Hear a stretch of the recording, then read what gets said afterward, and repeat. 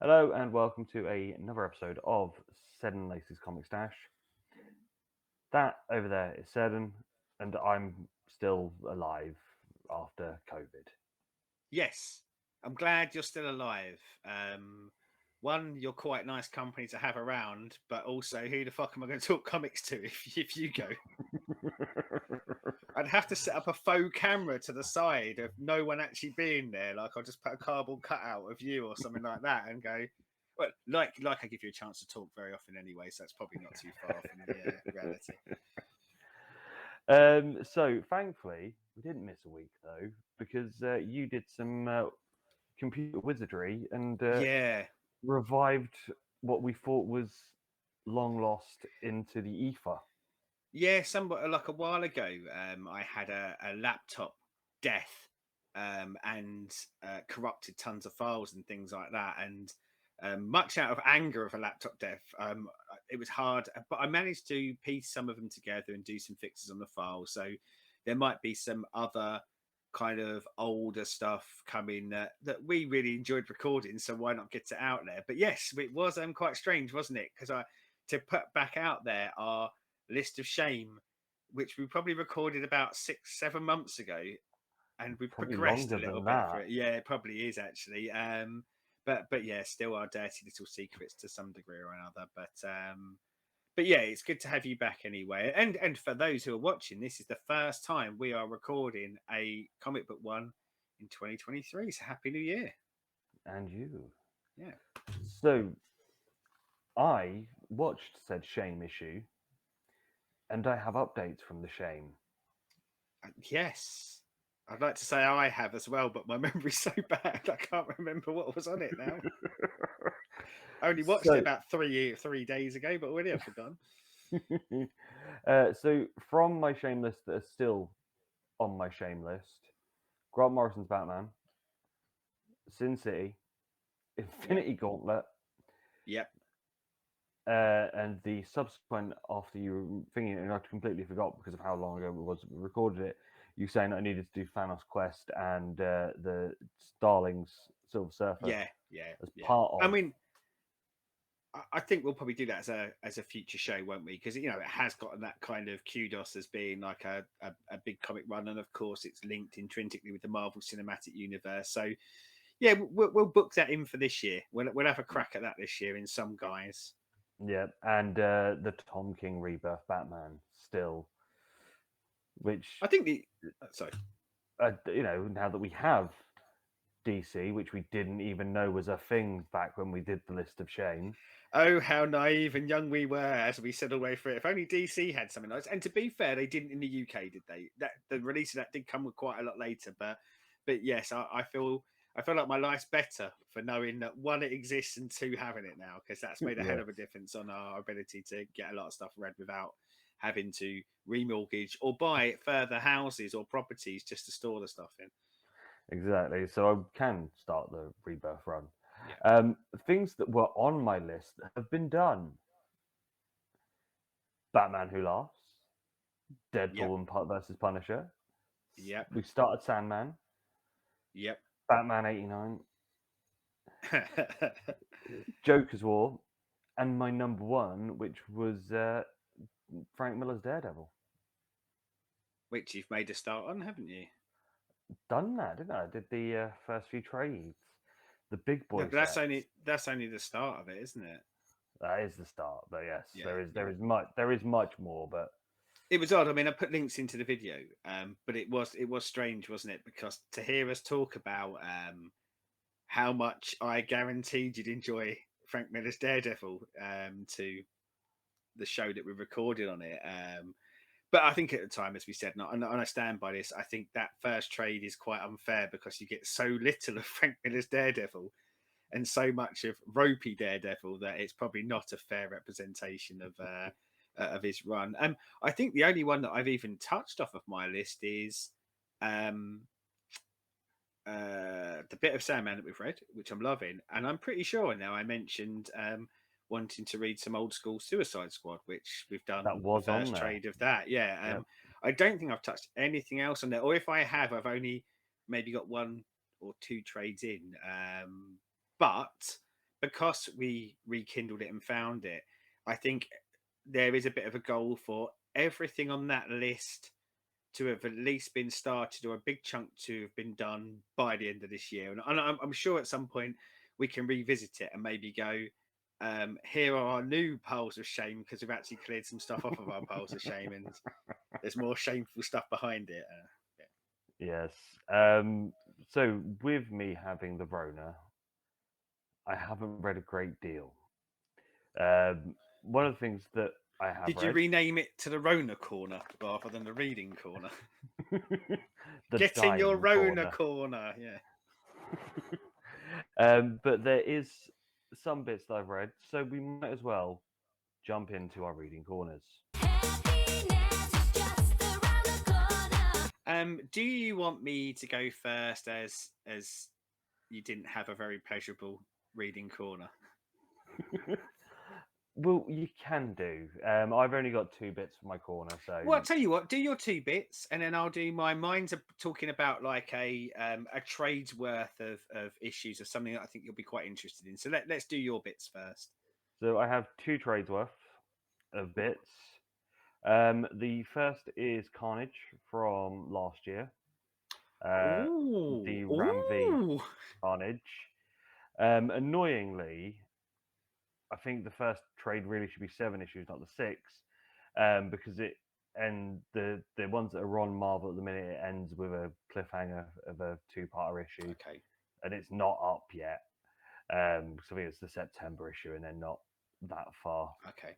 on there yet. Very, I think I said to you before, very, very high on my list of things to get to read. And it was one of those where, when we were looking at one of the solicits, I saw it, and whatever issue it's up to when it comes to February, I was like, what? Ram V's doing a Carnage comic. So yeah, it is on my list to get to. So I think I won't be far behind you on that. Yeah, it is very, very good. Very interesting use of Carnage, and sort of a split Carnage. So there's Cletus's Carnage, and then there's Yep. the new Carnage, who's with a serial killer, who he leaves in human form to help make him more evil, and he is going after killing gods and Ooh. killing supers to take their power because he wants their powers as part of his Carnage. Yeah, I mean, I think I said to you, one of the reasons why I haven't touched this yet is, and I'm not actually going to do this in Reading Corner, and I have read it recently. I'm reading the Donny Cates Venom run, and I've recently read the second trade of that. But I know during that there's quite a big Carnage storyline, so I almost didn't want to jump onto this one until I'd read Done what that. happens during this series. But yeah, it sits on my list, and I think I've seen this with Venom, and I have seen this. There was another Carnage series that I have previously read, where I think what we have started to see, probably in the last 10 to 20 years, possibly, is that um, giving these characters solo series, and there's always a bit of a worry for me of when you give them a solo series, is it a bit of a one trick pony, and do you make the villain the hero? But I think we've seen some really creative ways of presenting them. So the one that I remember previously reading is, it's linked very much into the dark side of magic of the Marvel universe, and like kind of the demons and the gods and things like that. And I go, actually, these characters probably really do stand out when you take them out of maybe the New York City we're fighting Spidey all the time, because that Yeah. works when they're a part character. But if you're going to make them the brunt of the story, yeah, I think you have to bring them into a whole new arena, and that sounds like what they're kind of doing here. Yeah, the first 3 issues are on Earth, and then we're off into different dimensions and space and things, Nice, and nice. even a trip to hell. Well, I know we are. We'll be coming back to Mr. Ram V later, but I think I'd said to you the current run of Swamp Thing, which I'm 2/3 of the way through. Absolutely fantastic. Considering it's a character I love with some iconic runs, he does some very interesting stuff with Swamp Thing, including, and it sounds very much like this, it not being like with it not just purely being Cletus, but other people getting involved in that mythos. And sounds very similar to what he's done with the Swamp Thing run, and I am loving that. So I am very much looking forward to getting onto Carnage. Yeah. And the other one is the first trade of the 2022 Poison Ivy run. I started this at the back end of last year, but that was before we got the Super Uber edition of The DC, Ultra. which has meant that I can then jump ahead 5 months worth. Yeah. Yeah, this is fucking awesome.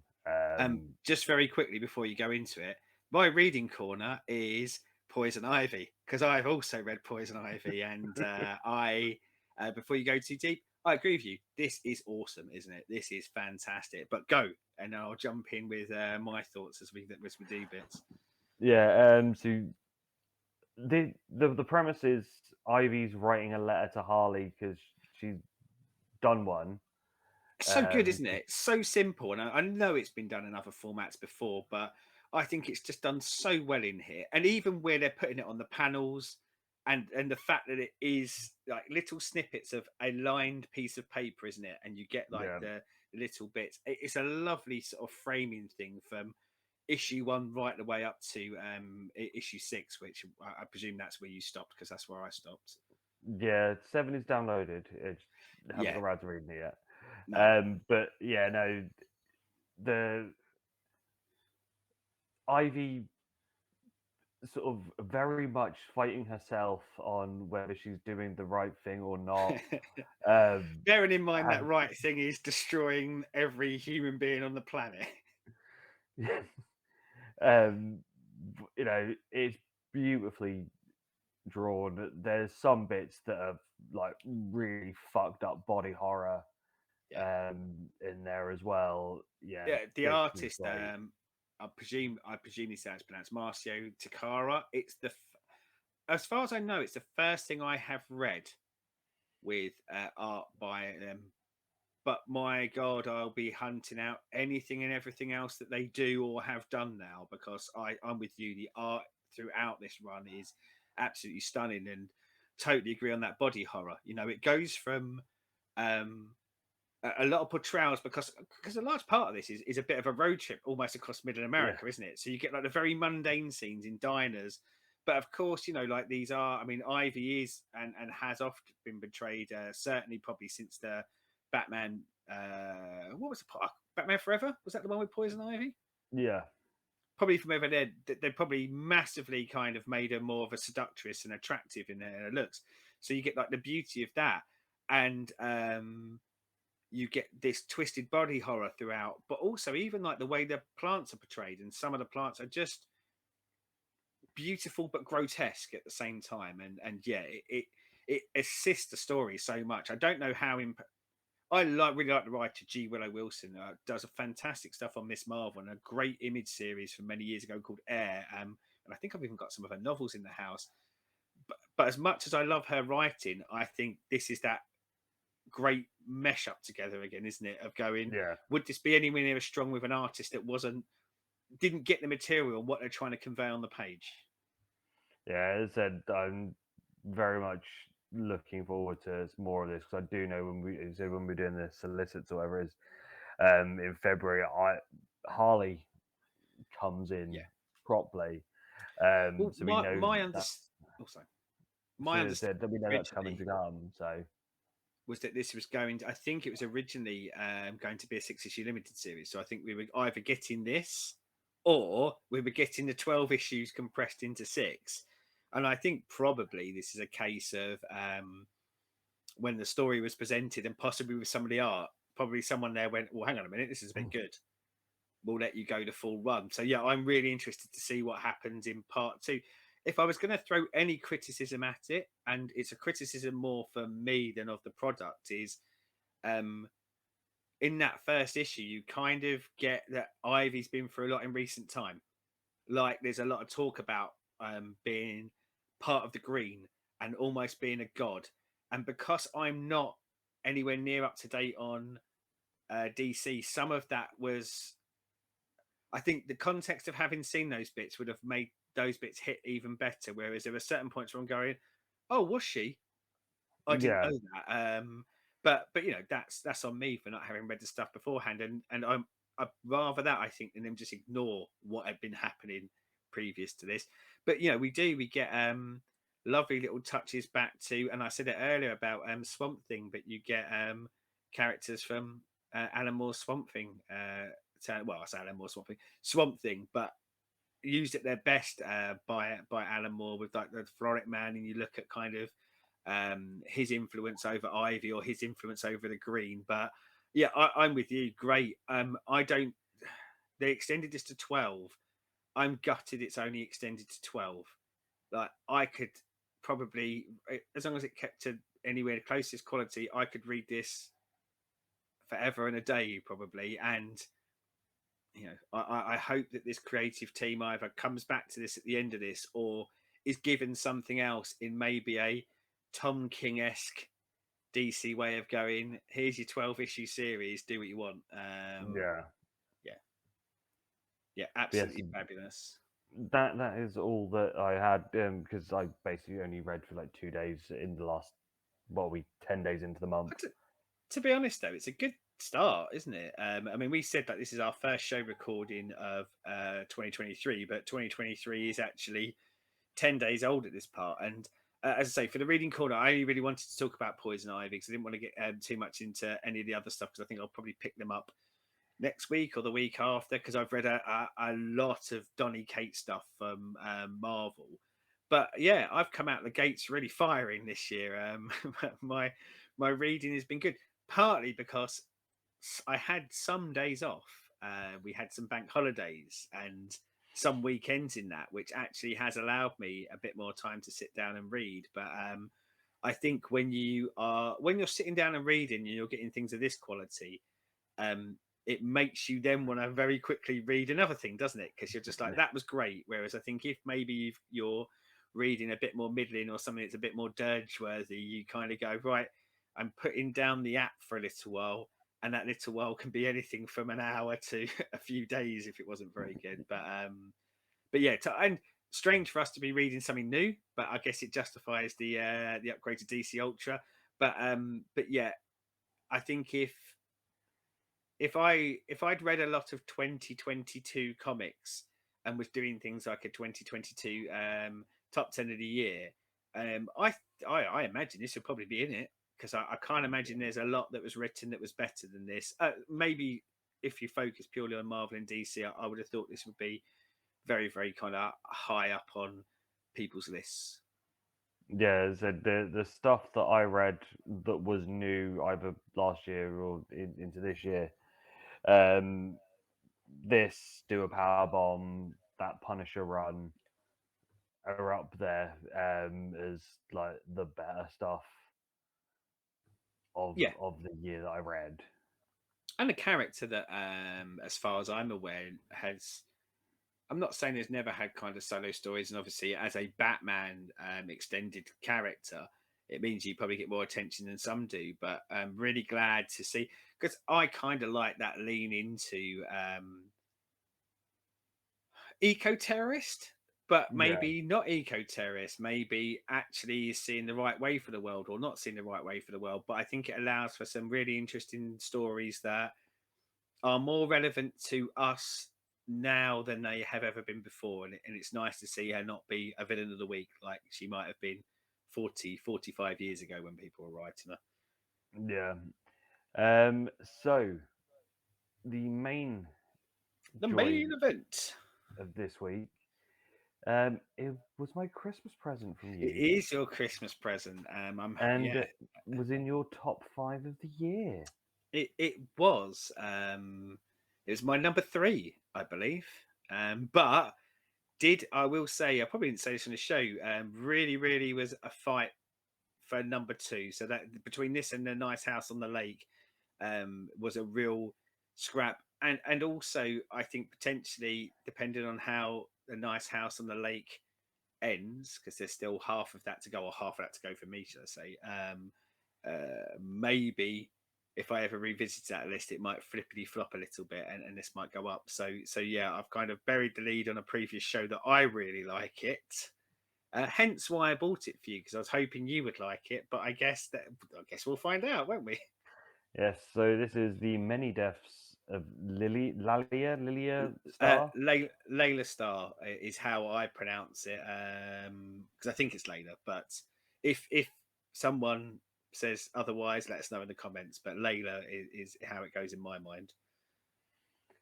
So Boom Studios published as yes, well. So we're not in DC, we're not in Marvel, we're not even in Image. Boom have in the last couple of years had some really significant hits with things like Something Is Killing the Children, and the company's been going strong for quite a few years, but often would have a lot of licensed stuff. But it seems to be a bit more of a steady home for creators that do create for the big companies, going and doing their creator own there rather than just Image. So I think probably this benefited from Boom being quite keen to invest in creators after having some hits. And for context, low print one, but this sold out quick. Now I think it sold out quick primarily because things like Something Is Killing the Children, because they sold out very quickly and there's a lot of demand for it, the price is rocketed. So go back to the dark days of the mid 90s where there was a bit of a speculator market. But I think with this, sold out quick and has gone to many other printings. And as much as I think the original audience for it possibly was going, I can put my kids through college when this is worth $1 million in 2 years, I think it's actually managed to sustain those sales because of quality rather than just speculation. yeah. So I'd heard of Ramby. Obviously, I'd read one of his Carnage issues because I'd read one of the Carnage ones the back end of last year. Um, so I knew the writer, and I was very intrigued because, as you'd have seen, because Sed would have flashed it up by now, the cover does not give anything away of what this is. No, it doesn't, Uh, does it? Beautiful, but no, like there's no kind of hinters, is there, to go in? This is what this will contain. I mean, I guess the title gives you a bit of a clue, doesn't it? Of going, well, there's probably a Laila Starr, and she probably dies lots of times. The end. But yeah, no indication from the cover. so randomly, what made you jump in on this one? Ramvi. So I'd heard a lot about the Swamp Thing, and I'm always interested. Well, I say I'm always interested. I'm always interested when I hear good things about a Swamp Thing run, because often it's hard to, because most Swamp Thing runs get compared to Alan Moore. But I'd heard he'd done a really good run, and rather than start there, I kind of like to go back and grab the oldest stuff that is readily available for me. Now, he had done some other series before this, but nothing that I could get my grubby little mitts on through Amazon at the time. And this was the first kind of work that I could see that was available in trade. And, I said earlier about Boom, I was quite interested in getting into some of the Boom stuff. I went into this absolutely cold, though. I didn't even read the synopsis. I just bought it and went, okay, I know the title. Let's read. And I knew nothing about the art in it. I'd seen the cover, but I knew nothing about the art. So I knew nothing going in. It was purely based off of being interested in what Ramvi's writing was like. Huh. Yeah, 'cause it's like to go not sort of going all into every little bit. It's just like when I started reading, it was like don't get where this would have come across your radar. I As will, a I will say though, when you say that, as much as I didn't read the synopsis, and I know, like, obviously we talk about like a lot of the comics we do in the films. Absolutely opposite. This is 100 million% my radar. If I'd read the synopsis for this, I would have bought it even quicker, because this is the sort of stuff that I would say I primarily gravitate towards. It's just that I do it quietly because like I think it's a bit more of a niche product, isn't it? And when we're doing stuff like this, like, it's nice to do shows like this where we talk about things that probably won't find a bit more of a broader mass market. But yeah, knowing what I now know about this, yeah, I would have gobbled this up in a heartbeat if I'd have known about it earlier. So, as I'm still recovering, I will let you go through the story. Um, Sort of not obviously we're not doing it beat by beat, but the main sort of Yeah. concept of what it is. Well, I mean, I guess that is quite an interesting really sort of talking point, isn't it? Because, as you say, the cover really kind of gives nothing away, and that concept of the many deaths. But this ultimately is a series about death. And when I say death, not just death as a concept, but death as a character. So we are introduced to death. We've seen many versions of death in comic books, from Marvel to in Sandman, etc., etc., etc. But in a very interesting and quirky fashion, this is a death that's just about to be fired, and is just about to be fired because death is about to become obsolete. The human race is, I'm going to say, on the cusp. There's quite a few years to go, but it is on the radar that they will invent immortality. So death will no longer be required, and um, the bulk of this is based in and around India, isn't it? So Yeah, when we talk about how we are seeing death as a vision, not like how we tend to see him in like, as I say, the Marvel version, which is the skeletal, and of course in Sandman we've got the goth girl, but that kind of Western. This leans much more into like Indian culture and style and design. And I know we're kind of I doing think plot, but Shiva, I think, yeah, is but Hindu but death. this was the kind of, I think, the opening gambit for amazing art for me, because not only is the renditions done beautifully, but of course, it is a stark contrast to probably what is rammed down our Western throats and eyeballs all the time. So it kind of really does throw you off.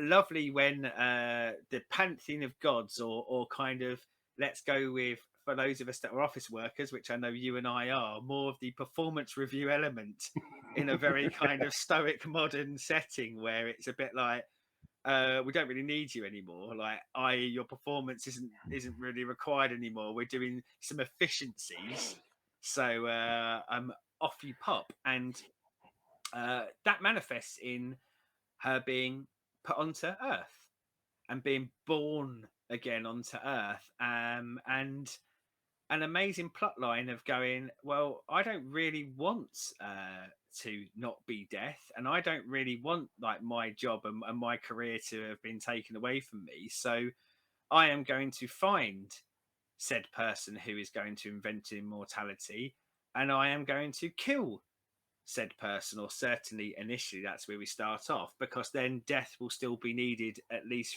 for a bit longer.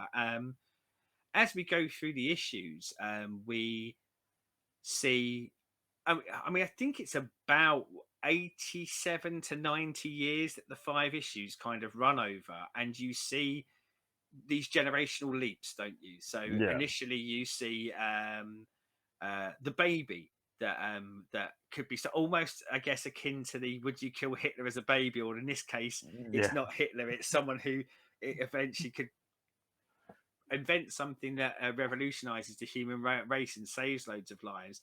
And she is constantly insinuating herself into his life, and we see that, as I over the five issues, we see kind of big five generational gaps, and through that this period, we see her grow, him grow, and the story progress. And when I say her grow and him grow, not every issue is, uh, I guess, akin to a wily coyote roadrunner.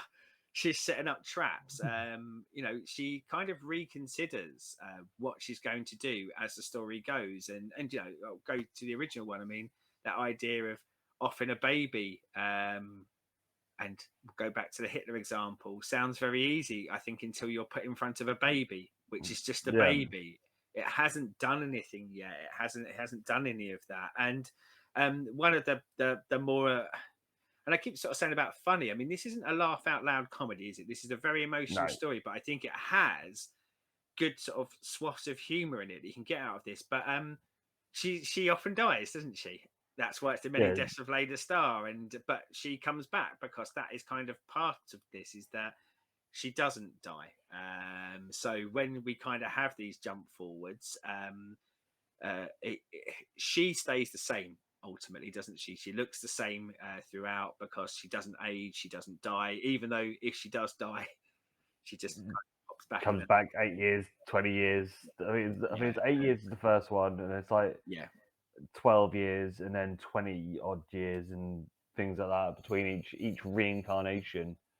yeah. Um, And as I say, we follow like his life through this as well. You know, she is the main character, but as you say, you see him as a baby, you see him as a young man, you see him as a middle aged man, you see him elderly, and I, I often felt like when we are coming back in, because it's only 5 issues collected into a trade, when we are coming back in, it's made very clear lots of stuff has happened, and you're almost at the end scene of each. So each issue is kind of like the culmination of what would have happened in that era and that gap in between. And it was just a beautifully smart way of telling it for me. I didn't need pages and pages of then he went to school on a Monday, then he went to school on a Friday. You yeah, kind of go, cleverly let me know who this person is when we're being reintroduced to them, and let's see how their interactions play out, and whether this time she does kill him, or where the universe is at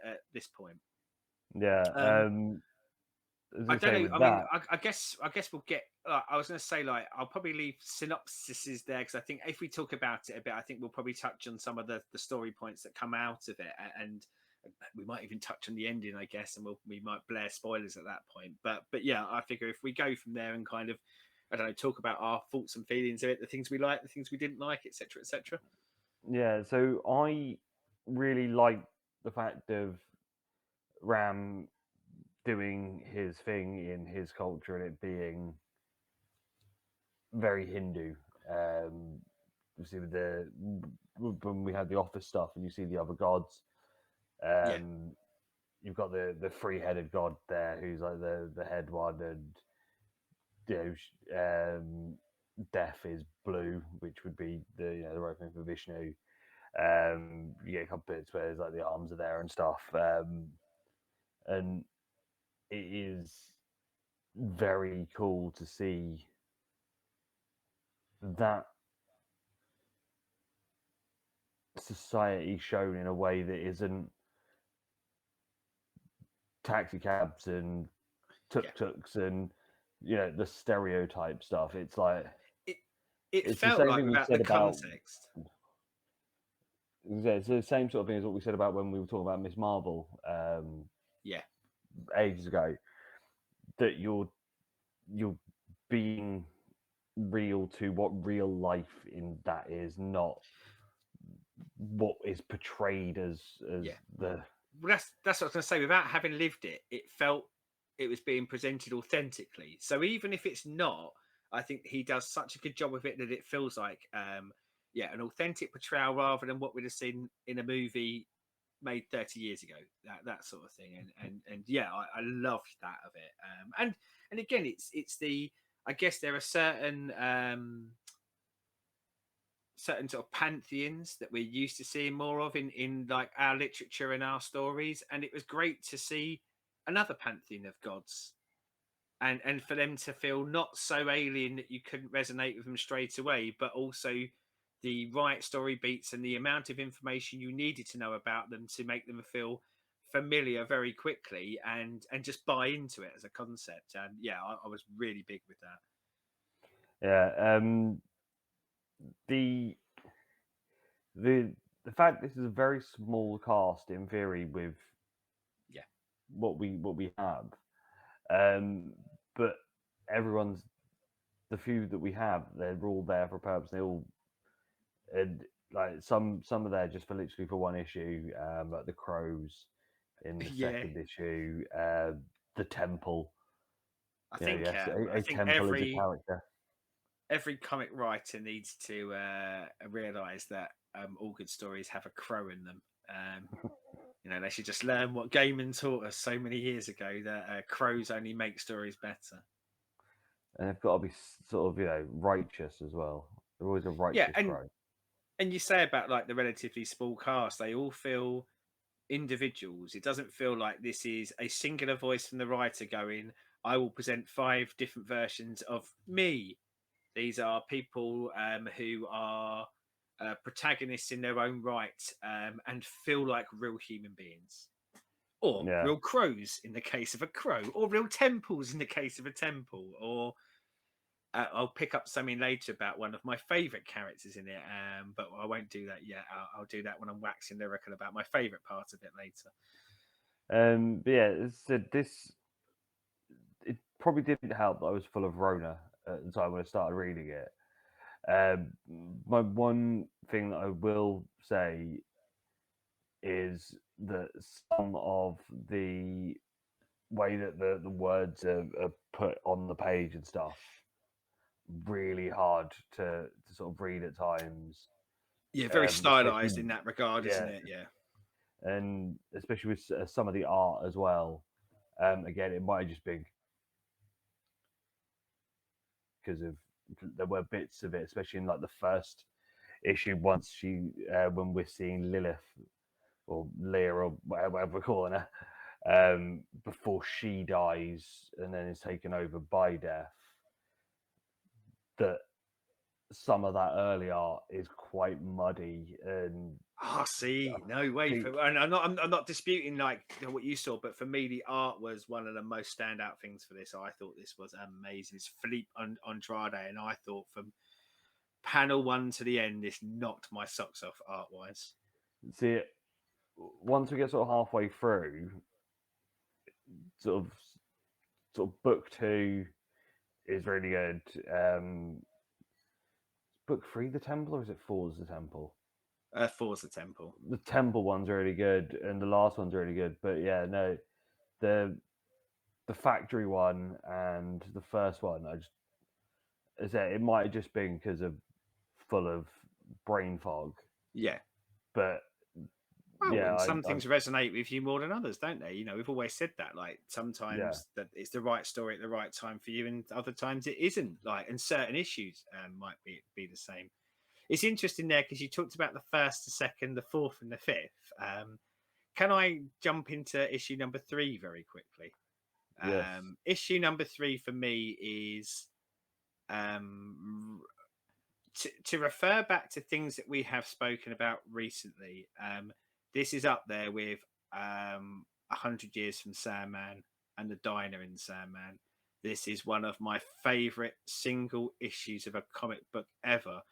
Um, Unfortunately, it kind of leans to one of my proclivities, but the absolute genius, and you said about who the characters are, the narrator of this story is her cigarette, and they equate what's happening with the cigarette to like the burning down of the cigarette, the embers, the ashes, to a human being's life, and it's the one where they're in the club. And even if I read nothing else of this series, if this was just a single story, I think this is one of the most beautiful and cleverly told stories that I have read in a comic book ever. I absolutely worship this. You helped by the art as well, and helped by my partisan love of cigarettes. But I've never seen anyone tell a story and use Fag as the narrator, and it makes sense because of the scene that they're in. And I think that's why I loved this series so much, because uh, if you look at its base, here is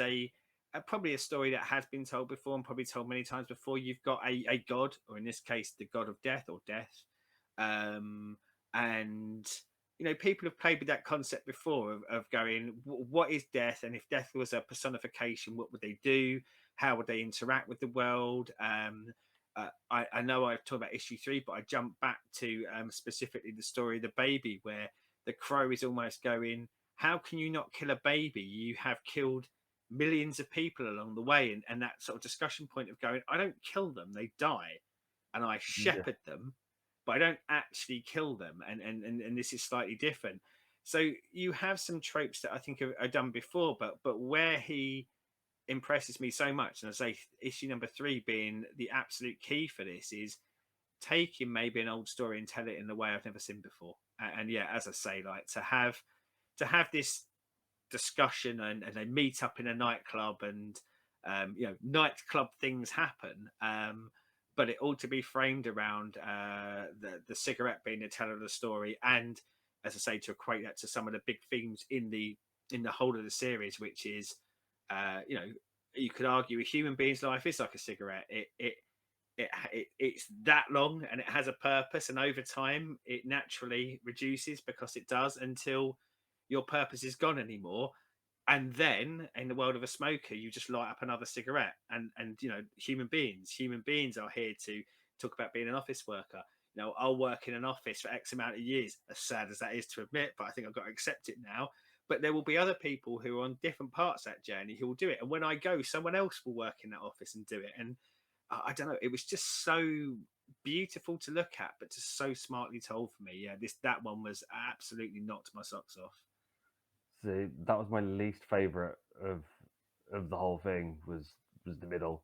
Wow. Um, I really enjoyed the second one with the hired help, and when he passes and the kids sort of try to understand death, Yes. and also getting the trying to understand why the giant man was so different to him and why he stayed outside, and that sort of idea of even in a culture that was made of slaves of the time, even with their own, they have that servants and class and that's Yeah. still there, which is down to the British being there and introducing that level of stuff.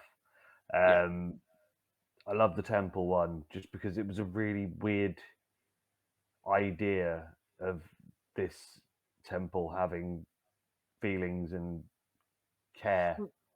And I love it. Don't get me wrong. Like, I know I've elevated the third, but I think possibly, like, if I hadn't have had a cigarette as as the narrator, I think maybe the Temple as a character would have been even more impactful for me. But I love issue 1, 2, 3, 4, and 5. I don't want it to come across. I don't. It's just that 3 was the pinnacle for me. But yeah, I'm with you. I do love that. And again, it's just smart, isn't it? It's, and I keep using the word smart. For me, it's different and it's interesting. Um, and you rip away all of these layers, and you could argue. I think you've still got a really good story there, but you've got quite a base story, as you say. Yeah, Looking at class systems in a society, looking at um, how do yeah, you teach a child the concept of death. They're all things that have been told in stories for millennium, because it's such an ingrained thing into us. But it's finding that way to tell it in a really compelling, different way, and that's what he managed to do throughout those issues. yeah. I said my personal favorite was issue 4, the sad, lonely Chinese temple. That Yeah, because the thing is, you get the the origin story of slaves coming over from China to work in India, which was truthful. That there was they built these temples, they built these places because they were there, and they'd all gone back, and there was the one guy that stayed, and the only person that was there, and he was the only one that would go in and make sure it was clean and open the doors, and it was just that there's that with how society is with these sort of things, that there are stuff that is 20, 30, 40 years old that are on the last generation of people that yeah. do them now, and then they will be gone. Well, one of the things you said there, which again, if it's not coming across how much I love this, I really loved it, is it gives you a lot of historical context as well, doesn't it? But without it becoming a historical text that is wading through 25 pages of that. You've got a very limited page count, but it gives you so much key information, I think, so well and so compelling. And of course, this issue as well. I mean, this is almost a revelation issue, isn't it? Where I don't think I said his name earlier, Darius, who is the man who would invent immortality. This is where you finally kind of get that scene where he twigs, like Layla has appeared in his life at multiple occasions, and this is the point where he kind of goes, I know you because I've seen you and you've never changed. I know that you've been in my life. And you're And only here when someone's dead. yeah, and how spoilery do we want to go here? Well, we can go warning here, right? So from here on out, Yeah, yeah, from here on out, like we are going to kind of spoil where the story goes. So hopefully, if you haven't read it, we've sold you enough to want to do it, and maybe like kind of pause it here, go and buy a copy, read it, come back, and sort of finish it off. But um, like we have this amazing moment where I don't know. I guess she spills the beans, and she sort of says, "Here to stop him from inventing all immortality," and you get this amazing moment where he says, "I've invented it. I did it years ago, but um, the futility I saw and I felt when my wife died of cancer, because it had happened after that. He kind of looked and reviewed his life at how little time he'd spent with his son and the people who meant stuff to him. So ultimately, it become not a thing anymore. So he'd did his whole life creating this thing that he just went. I wasted my life to create it, and I couldn't actually use it to save the person I wanted to save the most anyway. So what's the point? And not a story that hasn't been told before, but that focus sometimes on what is important in the world rather than what you have told yourself is important, and then you lose sight of those things that you really do want. Amazing for me. It made me think about myself, what I do, my role in the world, and we've said this for a lot of things now.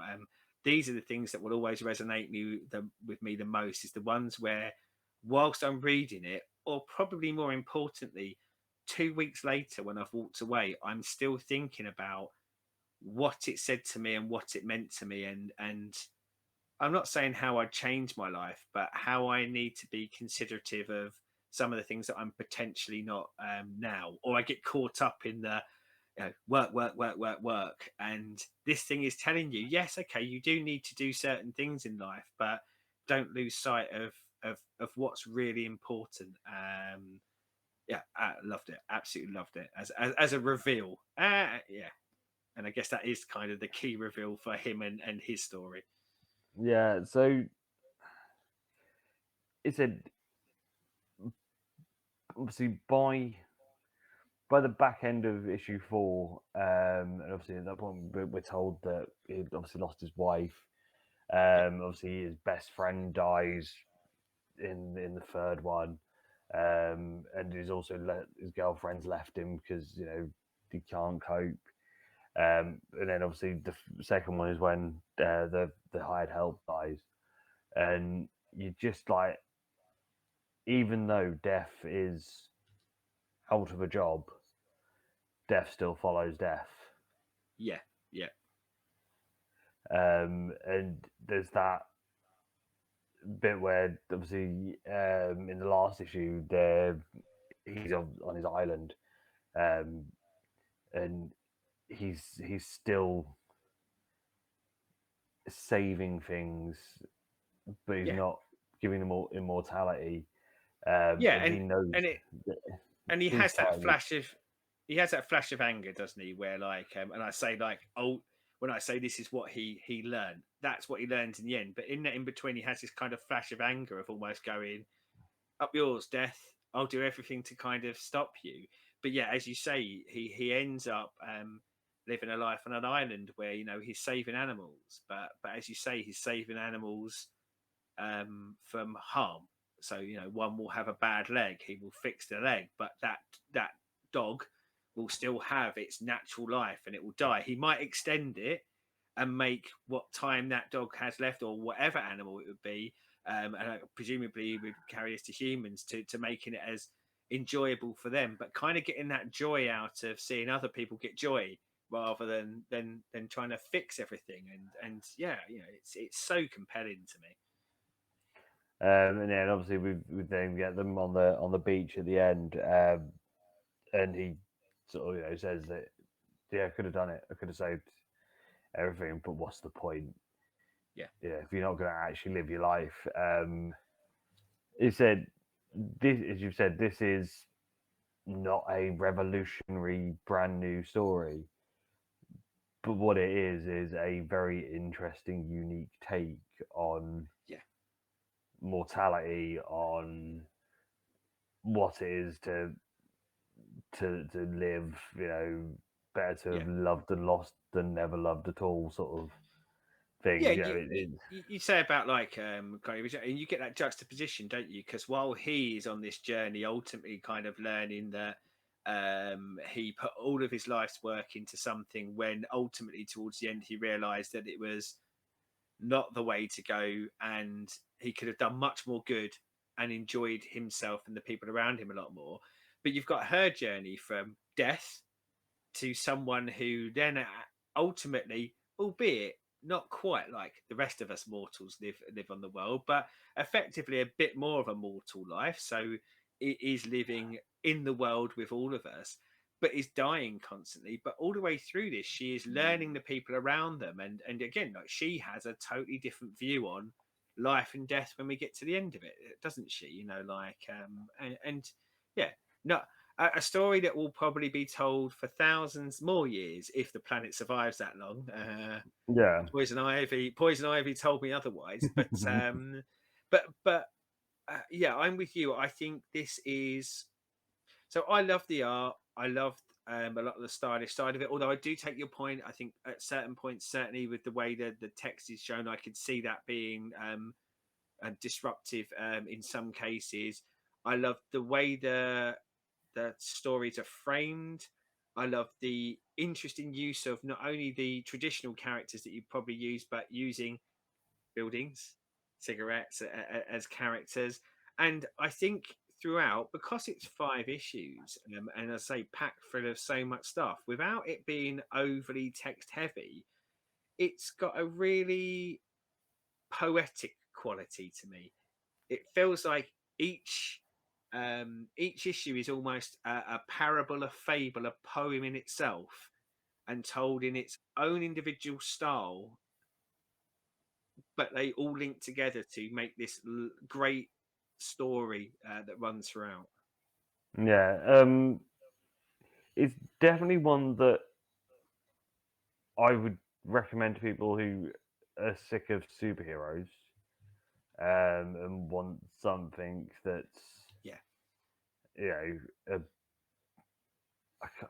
I wouldn't say deeper, but has a bit has an actual moral to say, other than let's just punch each other in the face and take down villain of the week or yeah. whatever big bad it is. Um, I would put it in the hands of a non-comic book reader and say, read this.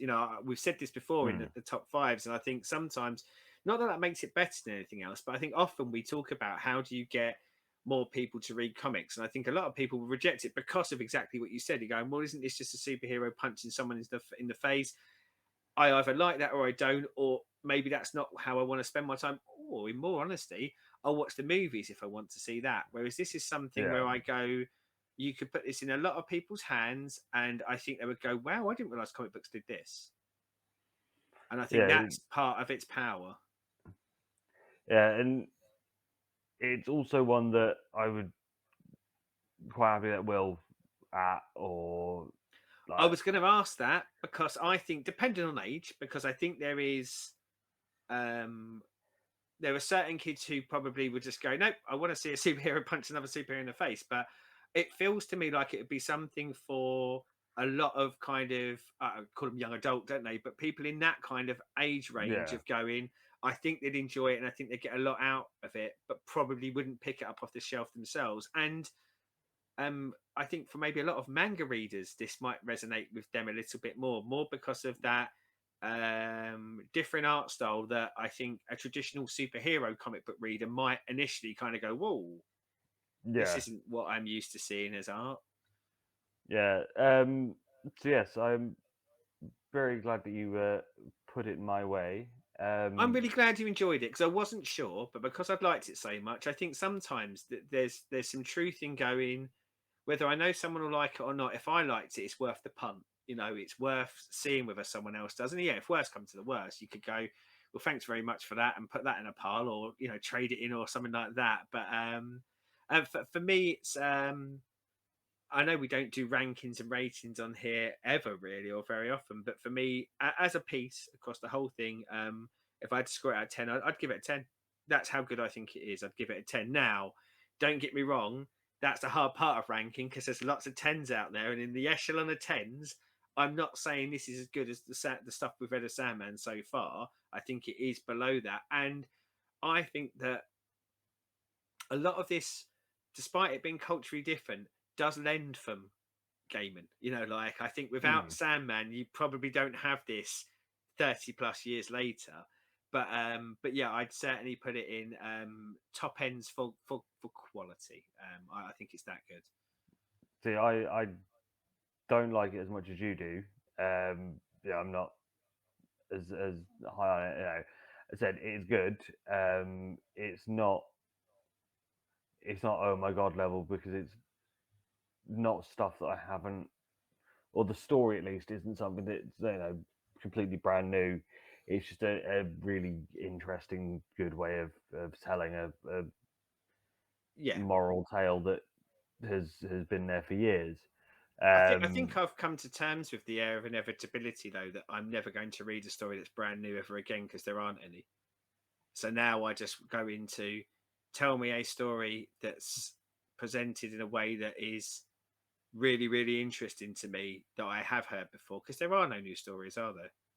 Like, when was the last time you can think of when you saw something you'd there's a new story? Because there aren't any. All the stories have been told. Maybe that's it's a bit of a different bleak outlook, versions. but they have, haven't they? Yeah, they are.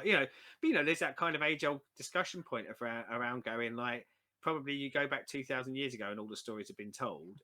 Everything now might be, I guess, is someone. I can't remember what the name of that film was, but during COVID lockdown era, they made that lovely little movie about everything being done on Microsoft Teams, but it's a kind of ghost sort of spooky one. And I think at the time you kind of think, "Oh, this is new," but it isn't. It's a ghost story, but they're using Teams, which we didn't have Yeah, 30 years ago. But ultimately, it was something. So yeah, I think now.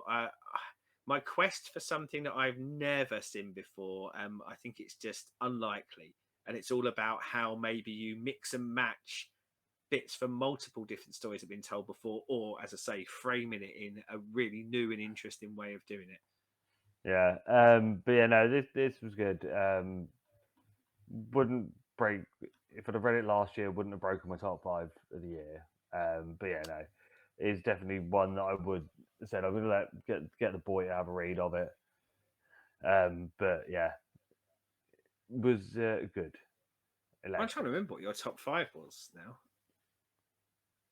and what it was competing against because we did do some Vision, big stuff last year, Sandman. didn't we? Well, and that's quite hard, isn't it? Because like it had tough competition, didn't it?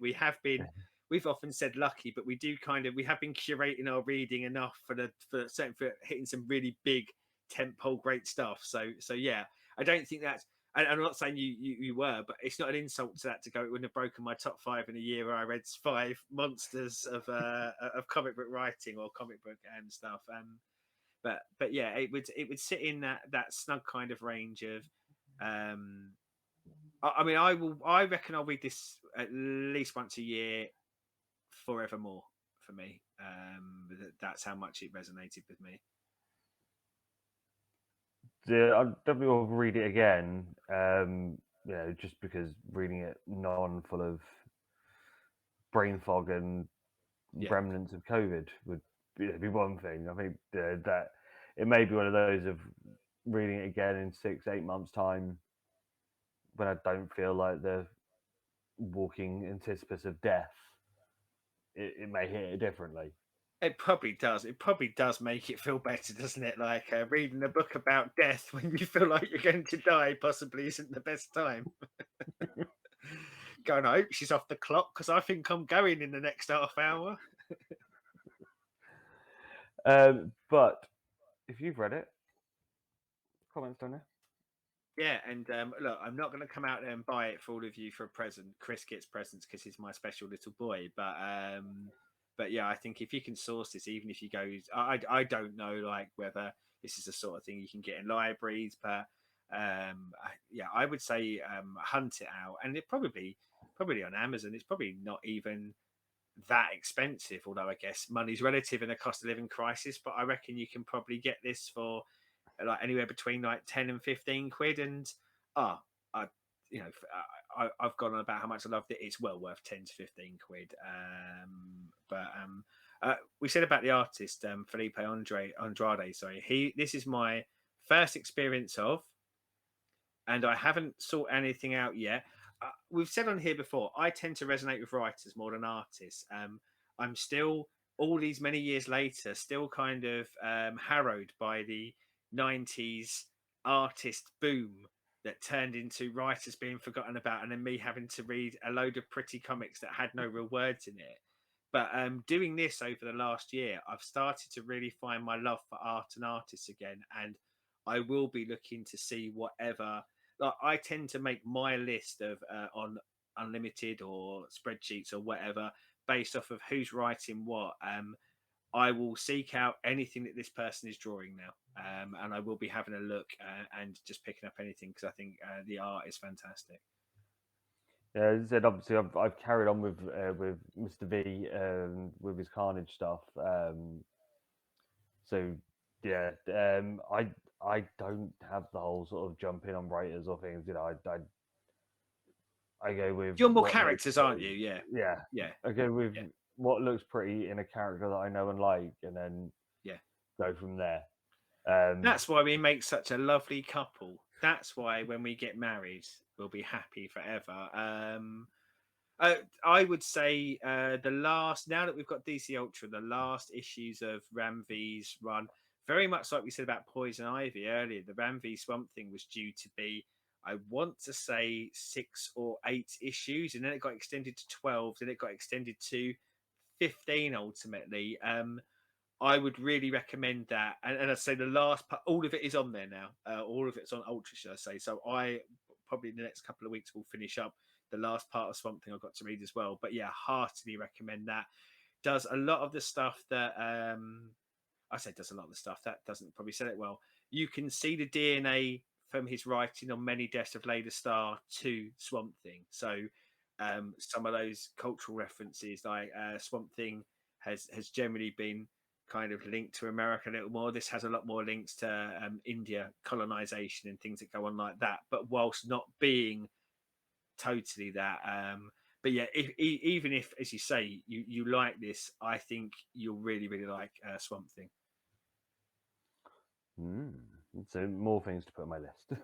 Yeah, the list will never ever diminish. It will only ever, no matter how much, for everything you read, you will add 5 more things to the list. That's the problem. Because, and you know, it's a bit of a blessing because I think there are so many good creators out there, and I think that's what keeps us coming back, isn't it? Yeah, you know, the characters and everything are a draw and a selling point, but I think when you've got a load of talented people, be that writers or artists, creating some really good stuff, you kind of go, I liked that. Can I have some more, please? What else is out there? And there is a lot. And even sometimes when you read something that's shit and go, I didn't like the taste of that. Give me something that I want to read. I need to find something fun. I need to wash that taste out of my mouth. Yes. Good. Yeah. So yeah, being added to my list is, and I will do it after this show. Is anything from him as an artist, and I say him. I presume Felipe is a man, and I have unfortunately closed a tab I had open, and my memory's terrible. But also the Poison Ivy artist, I'll be hunting down anything from them as well. So, as always, thank you very much for watching. A few Oh, upcoming for this year. because if we say it, it then has to happen. It Is does. It does. We are people of our word, even though sometimes it takes us a year to get to it. But is we will finish we Knight's will. Quest, Nightfall, whatever the last one's Night's called. End. This one, I think, isn't it? I think Yeah, the last one's Night's End. yeah. So that will come at some point this year. Obviously, Sandman will be getting continued this year. Oh God, I yeah. mean, once we've got Sandman and Night's Batman End done. notes Yeah, out of the way, Infinity Gauntlet will be yeah. the big one after that, which you can follow along with us. Um, I know you're aiming for 500 issues this year Yeah. in your comics reading challenge. I'm just trying to up what I did last year. I did Well, 287 last year, so I want to like 288 will do for me. to be honest, it's a snappy number rather than it necessarily being a. I feel like, depending on what goes on, I feel like I'll get there this year. Like that tail end. I mean, we got to about 300 with about sort of maybe 6 months of having things like unlimited and these, and that makes a difference, doesn't it? You know, like when we're having to, I say buy, obviously we have to subscribe to these services, but you know, disposable income is what it is. But I probably would struggle to buy 500 comics this year, let alone read them. Yeah, Whereas this does allow for me to consume more, but as ever, fits and starts. You know, for people who follow us on the channel, you know, we do like the reacts videos, but we, you know, we're big football manager gamers, we're big music listeners, we're big movie watchers, we're big TV show watchers. Um, I mean, you're I have a retaining your small thing. you're retaining your love for your football club, whereas I'm finding it very hard to watch any football at the moment. But we have lots of hobbies in our life, and that's without work and family, etc., etc., etc. But you do sometimes get peaks and troughs, don't you? Like where you kind of go, "Oh, I feel like I've read tons.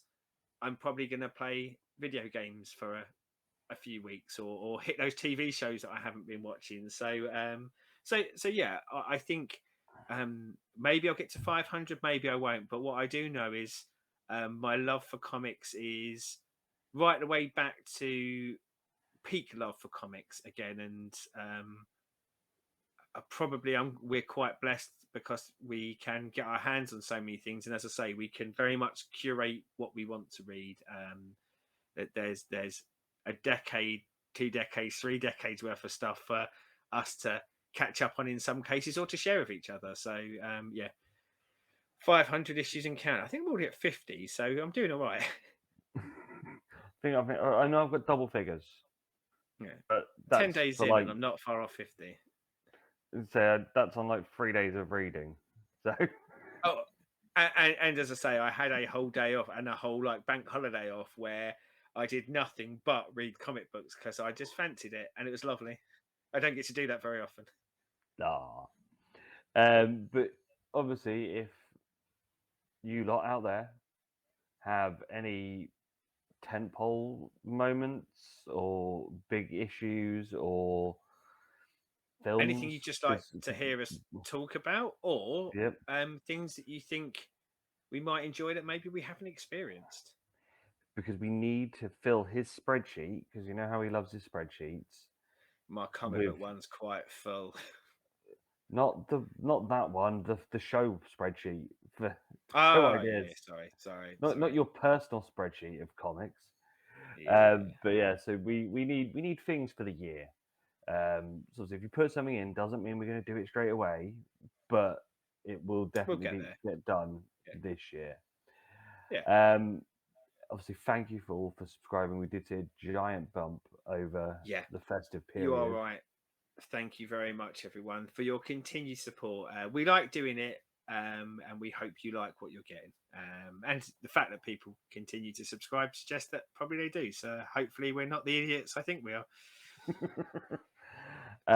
And until next time, goodbye. Goodbye.